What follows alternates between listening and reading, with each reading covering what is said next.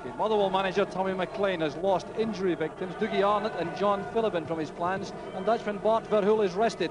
So Jamie Dolan makes his first appearance of the season, and Ian Ferguson and Steve Kirk are on from the start. They're still without Murdo MacLeod through injury, but Gordon Hunter and Graham Mitchell passed fitness tests this morning, and they're in their usual places. A tactical change leaves Mickey Weir on the bench, but Keith Wright, the club's most expensive signing from Dundee at £500,000, hopes to continue his impressive early season form up front alongside young Mark.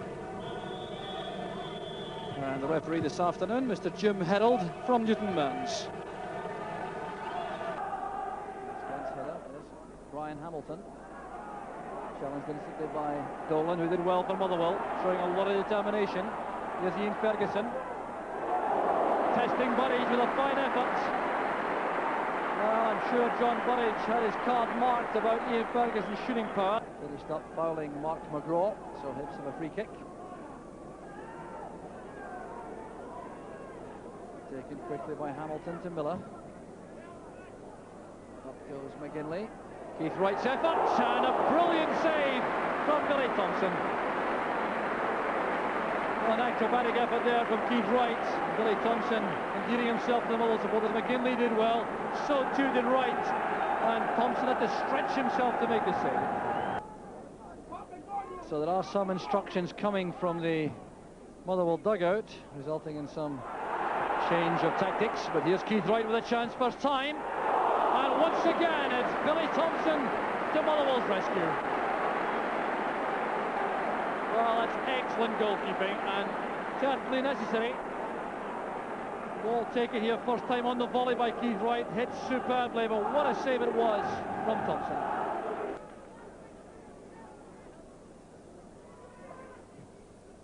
Hamilton lofting it in. Keith Wright got a touch. There's Wright again. And this time he makes no mistake. Keith Wright gets his first goal for his new club and leaves the Motherwell defence stunned.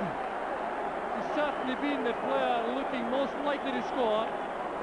And when this was lofted in by Brian Hamilton, it was Wright's aerial power initially which caused the problem. A delicate little touch. Graham Mitchell returned it, and Wright perhaps got the benefit of not catching that properly. That's what deceived Billy.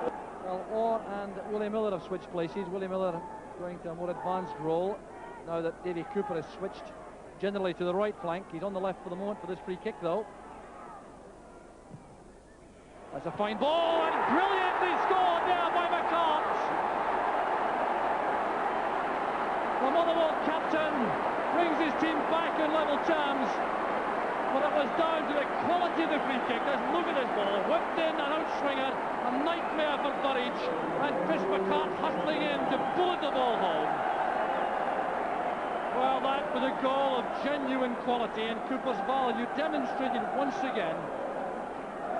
It really was a vicious free kick for a defence to cope with.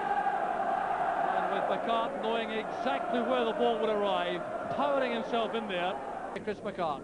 It's very even at this stage, and a fascinating second half to come. At half-time, it's Motherwell 1, Hibs 1. So Hibs start the second half, and they'll be looking for the kind of opening they had to the first half. Griffin taking some time to recover. Although he has known injury problems in his career. And Angus is onside. A chance for Motherwell. And Burridge gets back to turn that behind for the corner. What a great opportunity for Motherwell. Ian Angus making the run, which wasn't picked up by the Hibs defence. Taking up good position onside again for Motherwell. Well blocked that effort to the cross by Mitchell. Here's Keith Wright. He's very pacey indeed coming from this position. McGinley supporting him through the inside right position. There's no offside. Here's McGinley. Thompson caught well out of his goal, and he's lucky to see the ball go wide. A little time to settle in the ball. Instead of not giving a defence any time, and Nyholt stops playing there as Miller breaks. He waited for the whistle to go, which it didn't, and Motherwell could pay for this. Here's McGraw in a good position wide on the right, and a header from Wright goes wide of the target.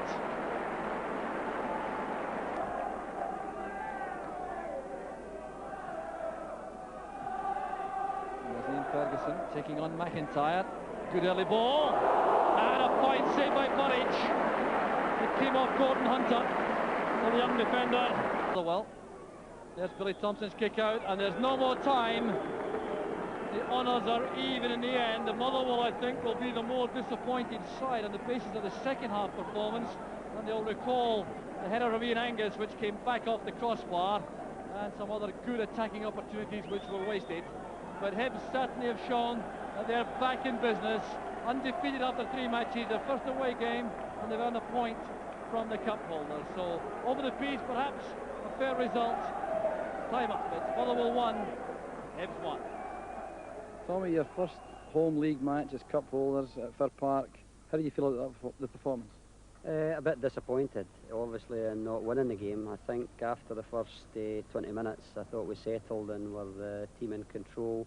But for the pressure that we had, we didn't really create too many clear openings. So, to that point of view, I think the final thing we're doing with the ball at this moment in time isn't good enough. 2 points from 3 matches. I take it you would have been looking for better than that? I spoke to the players. I was looking for at least 4 for the first 3. So, really, as far as I'm concerned, we've had a bad start to the season. In terms of the team, at this moment in time, I think there's 2 players that are playing to their form. The rest have a wee bit to find. But it's early days, and I think we've got it all ahead of us. You going to name names?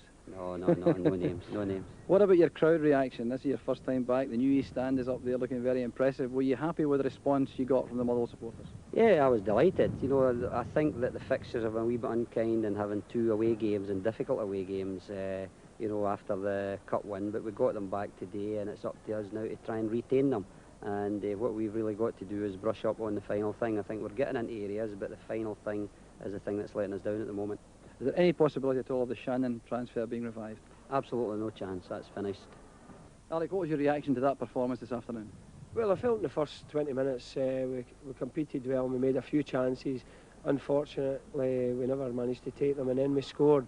And I felt when we scored, we allowed Motherwell back in the game too easily by competing and giving away silly free kicks, especially with David Cooper's expertise at taking them. But overall, I think a point was a fair result for both sides. It was a very good game in patches, and it was 2 teams trying to play and compete against one another.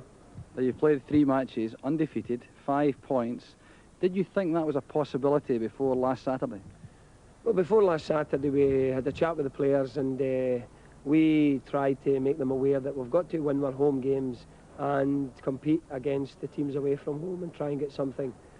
Fortunately, we've managed to win our home games, and we came here today and picked up a point. Although you want 2 points, at times you've got to just sometimes settle for the point, and we've got a home game next week. There were signs in the game today that your players were playing in a much more relaxed fashion. What has been the effect of the off-the-field solutions on the players? Well, I think that the money situation getting cleared up was a major factor. I think also that the players were disappointed, and that's the best thing. They were disappointed with their own particular performances last season. And we've got a pool of players now that, barring injury, we can compete against the best. When we get injuries, we struggle, and when we've got a full pool to choose from, it makes everybody want to play and compete to play, and I think that's what's happening at this moment in time.